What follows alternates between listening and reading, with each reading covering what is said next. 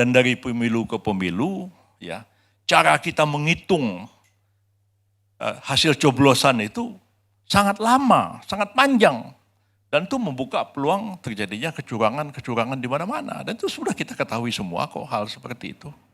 Nah, mengapa kita tidak misalnya belajar pada negara tetangga kita sendiri, ya. Malaysia sejak awal menerapkan sistem distrik. Filipina sistem proporsional, tapi sudah digital pemilunya, pakai handphone udah sekarang. Pendidikan orang Filipina rata-rata sama aja ke pendidikan kayak orang Indonesia juga. Tapi Comelec melaksanakan itu tanpa banyak masalah dan pilpresnya juga berjalan baik, pemilunya juga berjalan baik. Nah, kita masih pakai paku, nyoblos juga di kotak-kotak suara. Nah, apa kita tidak terpikir untuk memperbaiki sistem pemilu kita ini supaya tidak biaya tinggi, tidak terjadi suap menyuap, tidak menjadi sogok menyogok. Nah, termasuknya juga tadi yang sudah dapat kursi berapa? Uang sogoknya, yang sogok siapa? Pemilihnya yang disogok, KPPS-nya sogok, atau KPU-nya yang sogok? Atau seperti apa? Nah, jadi kalau ini sudah dibuka semua, bukan oleh panitia angket yang mereka sendiri juga, jangan-jangan terlibat juga dalam kecurangan-kecurangan itu. Lebih baik diserahkan kepada satu tim akademisi yang independen untuk melakukan satu penyelidikan dan apapun hasilnya kita terima. Untuk memperbaiki sistem pemilu kita sekarang. Dan sekian Pak Prabowo juga dalam beberapa kali pidato mengatakan, ya bagaimana kita harus memperbaiki sistem pemilu kita, sistem demokrasi kita, ya yang akan datang ini supaya hanya jangan yang bisa jadi politisi pemimpin itu hanya kalau enggak orang yang punya akses pada kekuasaan, orang yang punya duit. Ya. Bagaimana supaya ini bisa maju? Orang-orang seperti saya ini kan produk awal 98, ya, yang bisa masuk ke arena politik, duit enggak punya. Bapak saya disebut di Jakarta ini enggak ada yang kenal nama bapak saya. Kalau Gibran disebut orang tahu itu anak Pak Jokowi. Kalau itu saya bisa diuji, saya bisa ajak Prof. Yusril ke dapil saya. Bagaimana saya, ya benar. Kalau mau bilang apakah dia di situ harus pakai uang masuk DPR RI, ayo kita uji. Boleh tanya masyarakat. Itu diangket. Itulah yang kalau diangket itu saya setuju, angket aja. Ya nggak masalah, tetapi kan angket itu tidak mempersoalkan itu. Tadi seperti yang saya bilang. Yang dipersoalkan itu kan adalah penyelenggaraan pelaksanaan undang-undang. Ya kalau sudah menyangkut ya kan? bumerang bagi kan diri sendiri terus jadi bekelit-kelit ke sana kemari. Loh, sekarang saya tanya Pak, soal pelanggaran seperti itu ranahnya di mana? Begini Pak.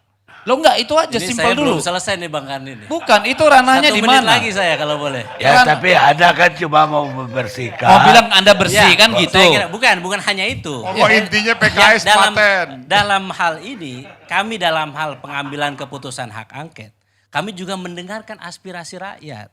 Jadi ketika rakyat melihat ini banyak kecurangan, banyak pelanggaran yang terjadi, kemudian ada distrust terhadap MK dan Bawaslu, maka DPR kami dari fraksi di PKS tentu harus mengambil keputusan. Nanti atas kita hak ajuin itu. gugatannya di PKS saja. Ya gak gitu. Jadi maka itu saya kira ya. Jadi kalau kita memang sejalur apa yang diaspirasikan oleh rakyat, maka rakyat juga akan melihat kita. Jadi jangan sampai nanti dalihnya PBB tidak masuk parlemen karena tidak pakai uang. Ya, tidak semua orang masuk ke DPR itu pakai Udah uang. clear itu. Terima Kalau kasih. soal Terima itu kasih. udah clear. Kalau diangket, ya, Anda mengangket diri Anda sendiri dan rakyat akan melihat kepada Anda. Anda jujur nggak melaksanakan angket kepada diri Anda sendiri? Saya kira, Apa betul PKS tidak membayar seperti dikatakan oleh Pak Sitorus? saya bisa jamin itu. Saya caleg Nah, di... jamin kan Anda bicara sekarang, tapi kalau tidak diangket bagaimana kita percaya dengan jaminan Anda? Yes. Kalau ada yang mau mengajukan angket tentang itu, terserah. Tapi tadi seperti yang saya katakan, urusannya enggak, tadi kan saya sudah jelaskan. Kalau urusannya adalah perolehan suara dan lain-lain itu KPU. Kalau tentang kecurangan itu adanya di Panwaslu, Bawaslu. Kalau tentang sengketa hasil adanya di mana? Adanya di Mahkamah Konstitusi. Oke. Lalu apakah itu menjadi ranah untuk angket? Kami tidak sampai ke sana. Urusan kita tadi pelaksanaan undang-undang. Urusan Begini, kita Pak. tentang kebijakan. Ya. Baik. Tapi kalau Kita mau ada yang kita angket pernah Tapi Pak, kalau ada pun mau angket itu ya silakan, gak ada masalah. ya, Jangan dilanjutin lagi. saya terakhir nih, Kita Pak. sampai pagi loh. Ya, begini. Kita pernah mengamandemen Undang-Undang Dasar 45 karena beberapa kasus terjadi. Misalnya ada presiden ya tidak mau menandatangani rancangan undang-undang yang telah disetujui bersama dengan DPR. Kita ubah UUD 45-nya. Kalau 30 hari otomatis dia berlaku. Tanpa angket itu, kenapa ketika pemilu kok perlu angket? Kita mikir-mikir aja udah bisa kok. Tanpa angket juga bisa. Oh, gimana supaya ya persoalannya sekarang ini pelaksanaan undang-undang. Saya lebih jauh mengatakan undang-undangnya yang harus dikritisi. Ya, undang-undangnya yang harus dikritisi. Enggak dong Prof, ini kelakuannya yang harus diangket, bukan undang-undangnya. Undang-undangnya nanti babak lain. Kalau ini undang-undang namanya revisi, Prof. Iya, Itu bisa kita kelakuan pikir yang sendiri. menyogok, kelakuan kepala negara yang menggunakan kekuasaannya, begitu. Coba bayangkan, di MK itu manggil Jokowi mana bisa. Sama Tapi aja kalau dulu. diangket, lumayan Dulu lah. dianggap bahwa presiden terlalu dominan. Kan tidak diangket. Undang-undang langsung diubah. Kekuasaan membentuk undang-undang ada pada DPR dengan persetujuan. Ya nanti kita setelah angket kita ubah itu. Itu semua.